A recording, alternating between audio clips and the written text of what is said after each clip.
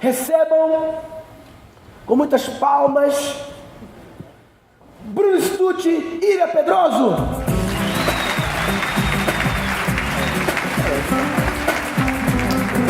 Desistiu do nome da empresa, né? Act. Olá, boa tarde, pessoal. Boa tarde a todos. Bom, acho que o Murilo falou um pouquinho do nosso desafio, né? E dupla, que a gente está vivenciando um projeto que tem essa característica. Então nós viemos aqui em dose dupla para tentar contar para vocês aqui nesses minutos que a gente tem esse desafio e como a gente coloca em prática tudo que a gente fala de experiência na estratégia dentro do esporte técnico. Então, falar um pouquinho quem somos, né? Eu sou a Ilha Pedroso, especialista em atendimento. A minha atuação sempre foi em centrais de atendimento e venho vivenciando aí nos últimos anos essa transformação do comportamento do consumidor, que está exigindo um novo posicionamento das empresas para oferecer um serviço de boa experiência na ponta quando a gente está falando do que ele recebe lá nas nossas centrais de atendimento, dentro do suporte técnico. Faço parte do Board da HDI, do SOAB, focado em melhores práticas também de Service Desk.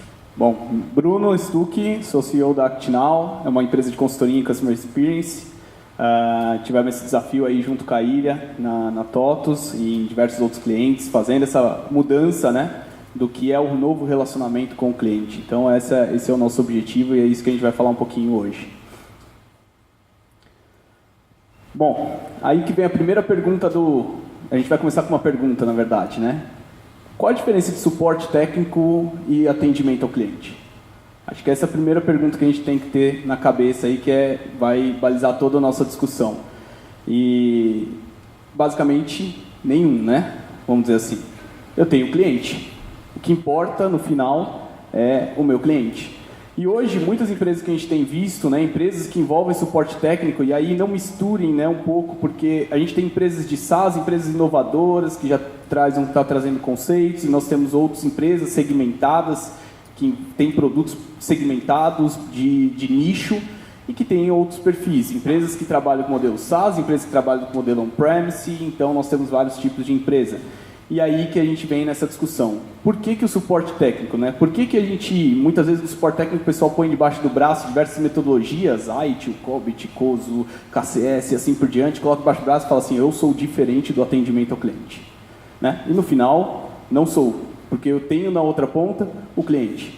Então, por que a gente faz as coisas serem diferentes, né? Então, essa é a primeira pergunta que eu faço. E aí vem os desafios, né? Quando a gente está vendo essas empresas que estão querendo mudar, como a TOTUS, como outras empresas desse segmento, que querem mudar o quê? Por favor, Ilha. Próximo. O mindset. Esse é um grande desafio quando a gente fala de suporte técnico. Mudar o mindset das pessoas. Muitas das empresas de tecnologia, hoje, a pessoa que dá suporte técnico é uma pessoa que começou como estagiário, começou com desenvolvimento, e ela foi crescendo, e ela passou a um suporte nível 1, nível 2, depois nível 3, e essa é a evolução natural dessas empresas. E aí a gente tem um grande problema, porque essas pessoas foram preparadas para, muitas vezes, resolver um problema técnico, mas não necessariamente para se relacionar, falar com o cliente, né? Tratar, pegar aquele problema e comunicar e continuar comunicando o cliente até que ele seja resolvido, né? Que é o conceito de owner, né? Conceito de dono. E isso não é só uma questão do técnico, mas pense que isso impacta toda a cadeia da empresa.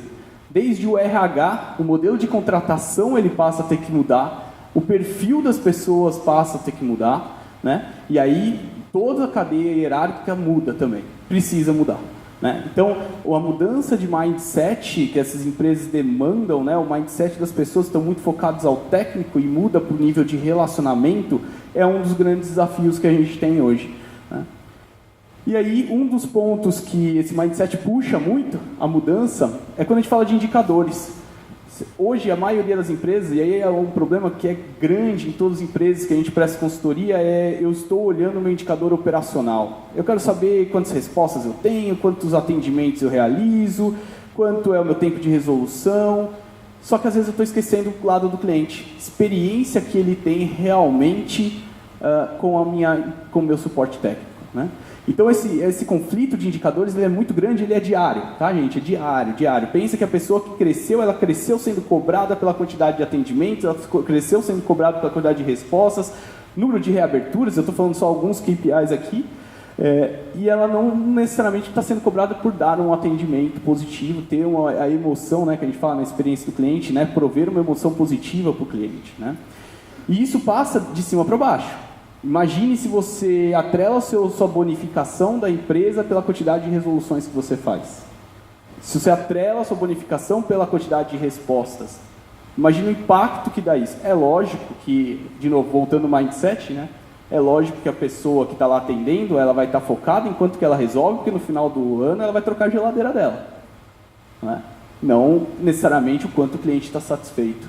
Então, o conflito de indicadores ele é extremamente importante quando vocês estão estruturando isso. Já teve casos, assim, acho que é legal, até para a gente exemplificar, de discussões do tipo, a quantidade de respostas que eu dou num atendimento, ele impacta diretamente a satisfação do cliente negativamente. Esse era a hipótese, né, vamos dizer assim, que tinha na empresa. E aí, quando a gente foi medir isso daí, na verdade, pelo contrário, às vezes a quantidade de interações que eu tinha, na verdade, aumentava a satisfação do meu cliente. Então, não quer dizer que por quanto menos eu falo, mais satisfeito ele fica. Não, às vezes, quanto mais eu falo, sim, mais satisfeito ele fica. Então, esses indicadores, se mal formulados, né, eles geram esse conflito e eles atrapalham quando você está querendo mudar de uma visão de suporte técnico para uma visão de atendimento ao cliente, de relacionamento e de experiência do cliente.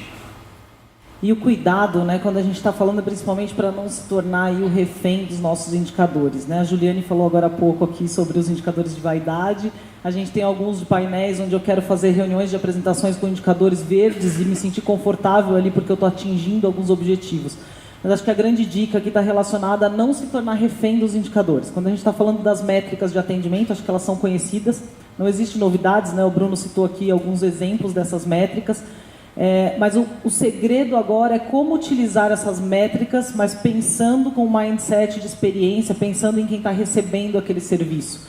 Né? Muitas vezes a gente vivencia como propósito um cumprimento de uma métrica de SLA e aquilo vira objetivo. Eu vou fazer o necessário para entregar o cumprimento daquela métrica, ela está atrelado ao meu bônus e, de fato, isso não é o que vai fazer diferença. A gente vê algumas situações onde eu tenho uma métrica para atender o meu cliente, atender todas as ligações que eu recebo, 80% em 20 segundos. O meu cliente não teria uma má percepção do meu serviço se ele aguardasse um pouco mais, mas se ele tivesse uma resolução rápida. Então, são essas provocações que a gente vem trazendo também. E as expectativas estão mudando. Eu acho que todos nós aqui somos consumidor em algum momento, somos clientes em algum momento. E o que é essa mudança de expectativa? Né? Você, quanto cliente, qual é a tua expectativa? Quando você entra em contato com uma central de atendimento, quando você procura alguém para te suportar em uma dificuldade, qual é a tua expectativa? Então, acho que essa fica uma reflexão para a gente pensar o que de fato a gente tem como expectativa ouvindo o cliente. Se pensarmos nessa revolução que a gente tem, acho que a revolução tecnológica trouxe muito isso, provocou essa mudança, acelerou a mudança de comportamento do consumidor. De fato, agora o cliente ele quer a experiência em cada interação que ele tem e ele valoriza essa experiência e quer escolher também por onde ele vai falar, em qual canal ele vai falar. Ele quer fazer essa escolha, ele quer ter essa opção de por onde ele quer ser atendido e em que momento ele quer ser atendido. Se fizermos uma reflexão há pouco tempo, né, falando de Brasil, acho que o atendimento pelo canal telefônico era algo inovador. Quando a gente falava de oferecer um serviço remoto, muitas vezes não se acreditava nem que teria aderência dos clientes a esse serviço. Hoje a gente vê um trabalho, e daí quando a gente olha o tão famoso Omnichannel. Aqui acho que todo mundo já conhece desenhos muito parecidos com esse, né, de omnicanalidade. Eu acho que aqui vem alguns pontos muito importantes quando a gente está estruturando algum tipo de atendimento, seja de suporte técnico ou qualquer outro tipo de atendimento. Né? Primeiro ponto, a definição de quais canais você vai disponibilizar. Eu sempre dou o exemplo de, acho que agora, hoje já melhorou muito, mas antigamente todo mundo foi no boom do chat, aí você entrava no site e o chat está offline. Né? Então, assim, escolha bem os canais que você vai trabalhar e trabalhe bem eles. Né? Então, se você vai ter um canal telefônico, vai ter um canal de chat, vai ter um bot, que agora é o canal da vez, né? Faça ele direito, né? Meça a experiência que o cliente está tendo. E quando a gente fala de canais que são de futuro, trazendo um pouquinho do que a gente tem sentido de mercado, hoje existe uma tendência muito grande, a gente sabe, de sair do telefone e ir para canais digitais, e tem alguns motivos para isso. Acho que, como a Iria comentou, o consumidor muda, o consumidor está mais adepto ao digital. Quando a gente fala de produtividade, aí olhando um pouquinho, voltando, né, na parte operacional, mas quando a gente olha de produtividade, enquanto você atende uma pessoa no telefone, você atende 3 simultaneamente no chat, por exemplo, né? Então só nisso o ganho de produtividade que você tem ele é razoável, mas a gente também não pode trocar por produtividade e perder a experiência, né? E aí vem outros canais que a gente sabe que estão crescendo aí, redes sociais, assistente virtual, que é o bot. E o bot é um grande desafio no suporte técnico especificamente, porque é muito complexo, a gente vai falar um pouquinho no final, né? Então, olhar a omnicanalidade é extremamente importante, né? E ter uma visão 360 graus do cliente, independente do canal dele, também é outro fator extremamente importante. Tem vários clientes, né? A gente brinca que são os monstrinhos do canal, né? Então, que ele vai lá, ele te manda um e-mail, esse e-mail, depois de 12 horas, ele esperava receber uma resposta, não recebe, aí ele vai para o chat, aí ele não consegue no chat, ele vai para o telefone. Olha o esforço que ele gera dentro da sua central de atendimento. Então, defina muito bem os canais, defina qual é a expectativa do cliente por canal, para que você tenha um SLA de atendimento por canal. Cada canal tem seu benchmark, tem sua expectativa, né? No final, quando a gente fala de canal, o que a gente precisa atender é a expectativa do cliente. Não adianta nada você atender ele em 12 horas se a expectativa do seu consumidor é ser atendido em 4 horas. Ou você treina ele, e acho que vai ser difícil treinar ele para esperar 12 horas, ou você adapta a sua central de atendimento para que você consiga atender ele na expectativa, né? E frente, quando a gente fala de tantas perspectivas, né, existem muitas suposições, expectativas do que a gente imagina que o cliente espera na ponta e algumas percepções. E como tangibilizar tudo isso, né? Então, a TOTVS encontrou uma forma de tangibilizar isso, essas percepções, onde a gente imaginava que existia de gap na visão do cliente, e por meio da metodologia de NPS. Acho que aqui vale comentar um pouco sobre isso, sobre a aplicação, porque a gente começou a utilizar a metodologia e existia algumas dúvidas, até como empregá-la, né? Será que eu devo divulgar isso em toda a companhia? Todas as pessoas devem ter conhecimento do resultado que eu trago através dessa pesquisa de Net Promoter Score. E nós encontramos nessa pesquisa o grande direcionador para onde nós deveríamos focar neste momento. A gente não consegue abranger toda a cadeia, né? Eu preciso ter, a gente vai falar um pouquinho sobre isso, mas eu tenho que ter marcos dentro dessa evolução de experiência. Então, como evoluir isso na percepção do consumidor? O NPS foi quem trouxe para a gente aí uma lupa, onde a gente conseguiu, por meio dessa metodologia, identificar, né, a satisfação do nosso cliente, o quanto ele está promovendo a marca ou o serviço, e olhar uma oportunidade de melhoria. E dentro dessas fatias, quando a gente traz aí o resultado de oportunidade de melhoria, o cliente sinaliza algumas frentes, como produto, a parte de relacionamento com o comercial, a parte de serviços, mas 43% dessa fatia, que é o que a gente está destacando aqui, o cliente dizia que se ele tivesse um atendimento melhor, se o suporte técnico fosse melhor na percepção dele, ele seria um promotor da nossa marca, do nosso serviço.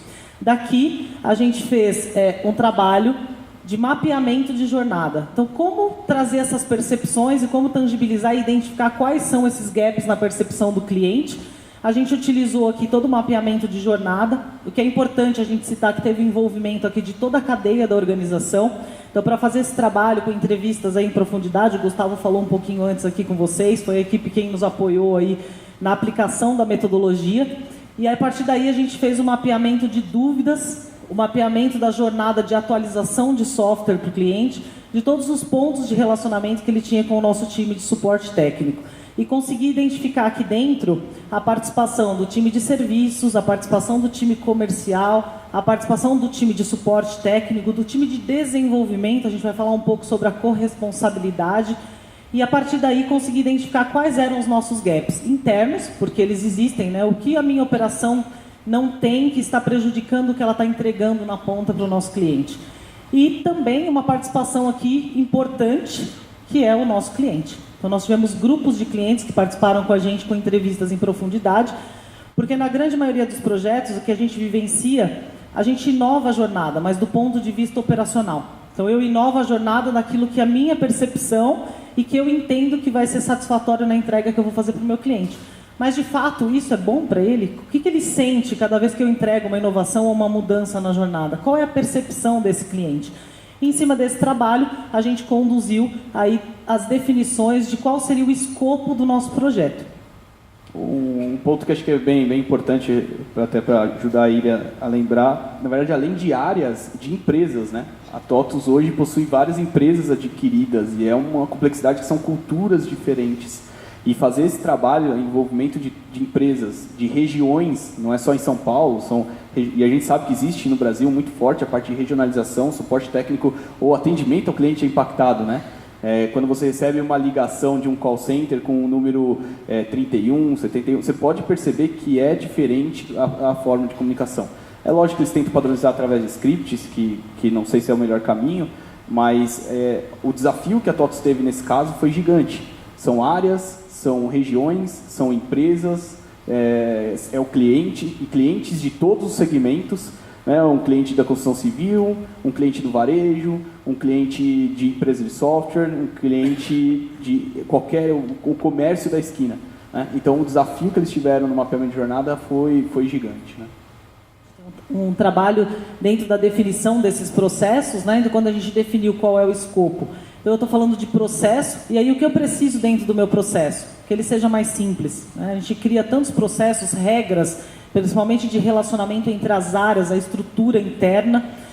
Isso foi algo que a gente vivenciou, a questão de simplificar isso. E, de novo, a gente oferece o atendimento para o cliente na nossa percepção operacional. Então, fica nítido para o cliente a percepção dele durante a jornada dele de acesso, qual é a minha divisão de estrutura, né? Quem são responsáveis por cada uma das frentes dentro da organização. E esse é um desafio importante para vocês observarem em processo, porque eu preciso olhar na experiência do cliente, não importa quem é responsável, como eu me organizo dentro da organização, dentro da empresa, mas sim, eu preciso entregar o resultado de solução de forma transparente para o cliente. Fortalecimento do ponto de contato, exatamente para ele não ter essa percepção de transferência de responsabilidade, e a parte de indicadores de qualidade, olhando realmente o fato da experiência do cliente. O atendimento fragmentado ele é mais normal do que a gente imagina, né? Você liga lá, o exemplo grande de telecoms e assim por diante, que você liga, que você é direcionado, vai pulando de um para um, né? Você não tem uma pessoa que compra aquela briga e resolve o seu problema, né? Então, esse é um dos pontos que o processo, né? Esse pilar do projeto vinha para resolver, né? Vem para resolver, que é a parte de processo de atendimento fragmentado. Sensibilizar dentro da organização a corresponsabilidade, né? Então, eu como atendimento na ponta tenho a responsabilidade de entregar a experiência para o cliente, mas eu preciso da corresponsabilidade de todos envolvidos nessa entrega.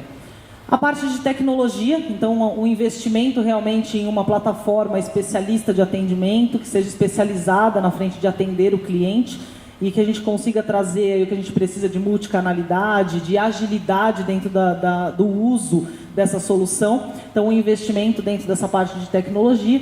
E um pilar importante quando a gente está falando de pessoas, né? Eu posso rever os meus processos, eu posso investir numa melhor solução de ponta, de mercado, especializada em atendimento, mas se eu não conseguir engajar as minhas pessoas e fortalecer essa cultura centrada no cliente, e se a pessoa que me representa frente ao cliente tomar uma decisão errada, eu não terei sucesso. Então, eu preciso da decisão consciente dessa pessoa que representa aí o atendimento frente ao cliente. E aqui, acho que tem um grande investimento de fortalecimento da cultura. Então, esse é um trabalho junto com a área de recursos humanos que a gente vem fazendo de RH, né, trazendo esse fortalecimento da cultura. O Bruno colocou, né, a TOTVS ela é uma junção aí de mais de 50 aquisições. Então, o fortalecimento da cultura centrada no cliente é algo que a gente vem trabalhando muito forte também.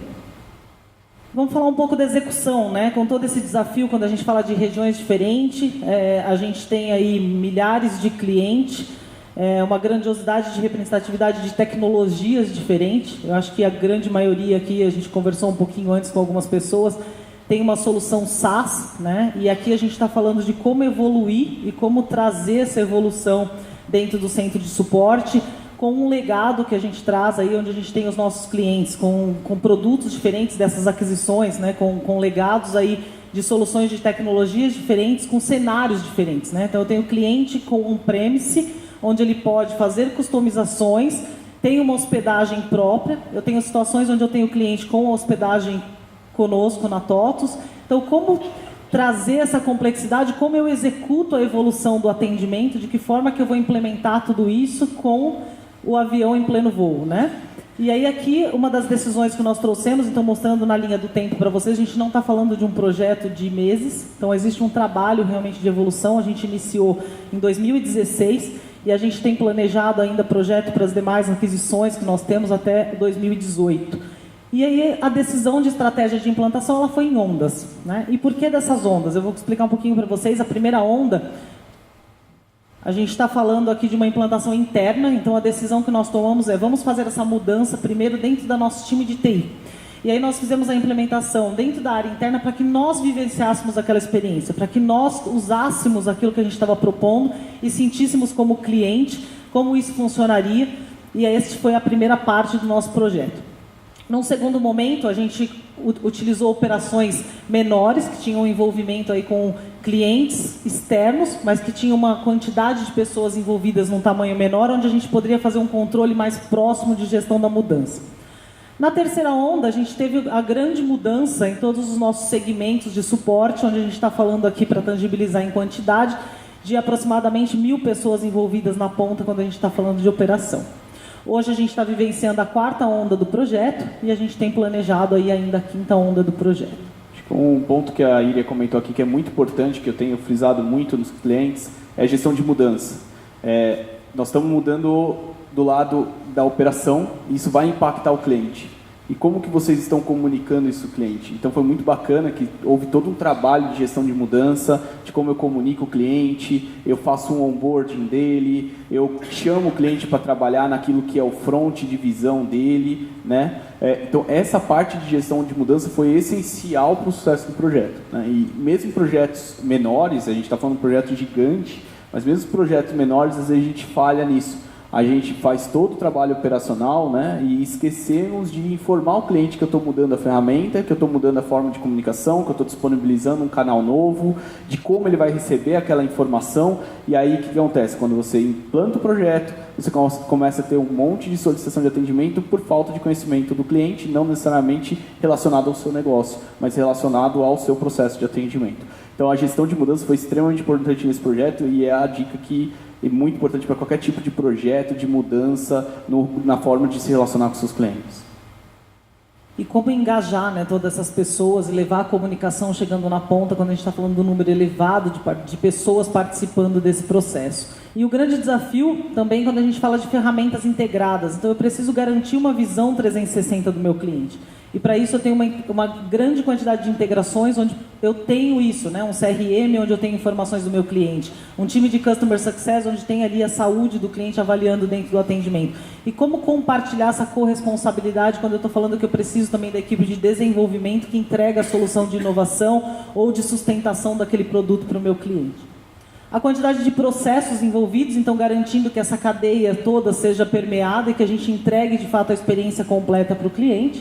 E todos os projetos relacionados. Como a gente disse, né, começar do zero seria mais fácil, mas com tudo andando e com a quantidade de projetos estratégicos que eu tenho, como eu relaciono esses projetos para garantir que a entrega do nosso projeto de experiência para o cliente ele aconteça? Né? De que forma que eu vou engajar toda a organização, todas as frentes, para garantir que essa experiência seja com sucesso? E aqui, na parte de processo, sim, é impressionante a complexidade dos processos, né? Novamente, a gente olhando, quando a gente olha empresas hoje de SaaS, que nasceram SaaS, que já tem a cabeça de SaaS, eu atualizo uma versão, eu atualizo no meu servidor, todos os meus clientes são impactados. De alguma forma, eu notifico a mesma coisa para todos os meus clientes.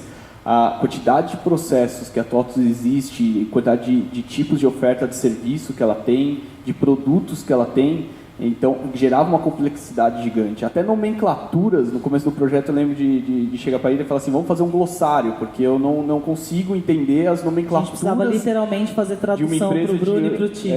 Uma empresa de anos, né? Então até nomenclaturas, né, que são utilizadas hoje, tinha um desafio muito grande dentro do projeto. Então a complexidade dele era enorme. Mas acho que mesmo assim as ondas foram curtas, né? A terceira onda foram em 8 meses, né? Então acho que foi mesmo assim com um tempo bem interessante. E o que é válido ressaltar, assim, a parte do planejamento, da gestão de mudança, o que é importante, né? Muitas vezes a gente acaba não dedicando isso, mas o sucesso do envolvimento e o sucesso na ponta no momento da virada, né? Quando a gente está falando de complexidade, a gente teve um alto nível de migração de solicitações que estavam em aberto no sistema legado.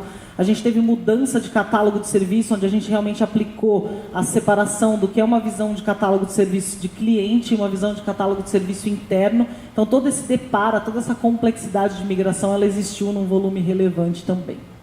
E a consolidação, né? Implantamos o projeto, continuamos aí com a sequência da implantação nas demais frentes, mas exige aqui todo um trabalho de consolidação. E aí, quando a gente está falando de consolidação, a gente citou já aqui alguns dos pontos, mas é um trabalho realmente de mentoring, né? É um trabalho de estar na operação, de acompanhar a operação, de no dia a dia fomentar essa mudança de cultura, né? A mudança de mindset, a questão da volumetria, como tratar isso dentro de uma complexidade, né? Quando eu tenho um volume pequeno, ele fica muito mais fácil. Quando eu tenho um volume maior, como eu dou escala nisso, como eu personalizo cada um dos meus atendimentos, quando eu garanto a entrega, quando a gente está falando de um volume maior. A questão de cultura e método, né? Então, a cultura de trazer ali o dono, de cada vez mais dar poder, empoderar quem está na ponta ali entregando o serviço para o cliente, para que ele possa decidir fora de um script ou de uma orientação, de uma regra de processo, mas como ele deixa aquele cliente ali realizado com aquilo que ele está trazendo de problema no momento do contato. A parte de indicadores, acho que o Bruno falou bastante aqui, a gente comentou, né, sobre a mudança aí de conflito, de como eu vou olhar isso, não como objetivo da operação, mas do que eu estou entregando para o meu cliente. A parte de corresponsabilidade. Então, eu quero mudar a experiência do cliente, ele é um projeto de suporte técnico? Não, ele é um projeto que eu preciso do envolvimento de toda a organização, que as pessoas entendam como funciona isso e a corresponsabilidade que cada um tem dentro do processo também.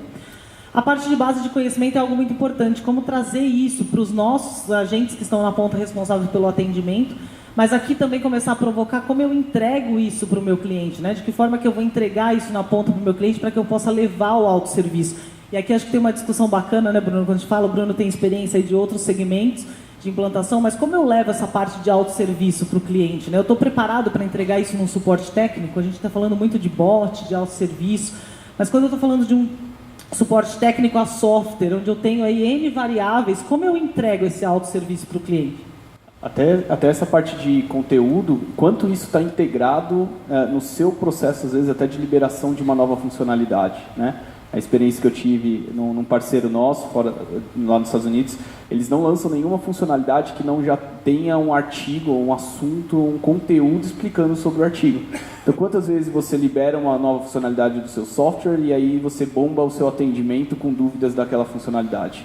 Então, por que você já não inclui isso na liberação? A geração de um conteúdo, de uma explicação do porquê, de uma explicação de como usar, de como configurar e assim por diante. Então, é muito interessante essa parte de gestão do conhecimento e integrar isso dentro do seu processo, não só de atendimento, mas do seu processo de produção, de operação e de desenvolvimento, né? E a parte de evolução, como aplicar aí tudo que a gente está falando dentro da metodologia de Customer Experience, né, do CX, como eu trago isso para a realidade. E aí acho que fica aqui um bloco muito importante, que é a cultura centrada no cliente. Então, se eu de fato não tiver a cultura centrada no cliente, eu não colocar isso no mindset de cada pessoa que faz parte desse processo de entrega, não adianta eu ter um discurso, mas não engajar as pessoas e ela tomar a decisão, como eu comentei, né? Se ela toma uma decisão errada ali na ponta, ela vai estar representando essa experiência negativa que o cliente está levando.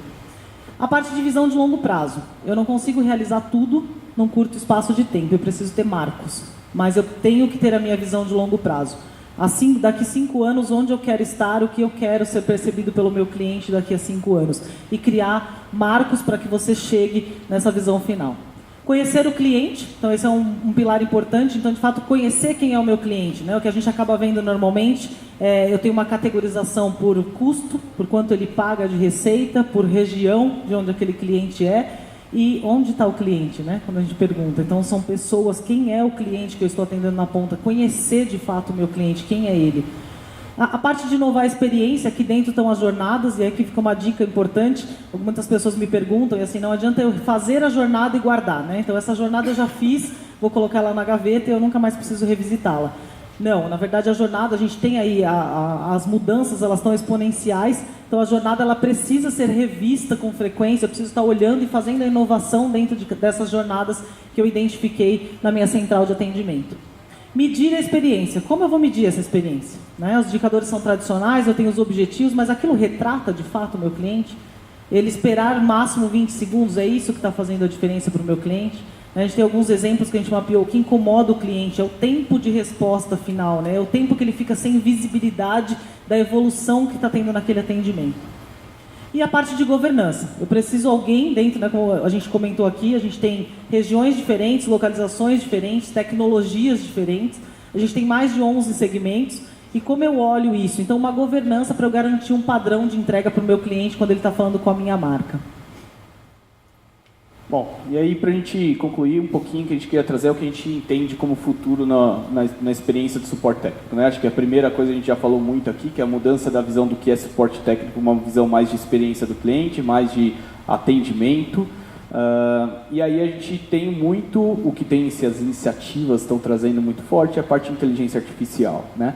Existe uma dificuldade diferente, experiências de, por exemplo, num e-commerce ou em outros tipos de segmento, onde a gente consegue implementar um bot com uma facilidade maior do que no suporte técnico, quando você tem mais de 60 mil funcionalidades, por exemplo.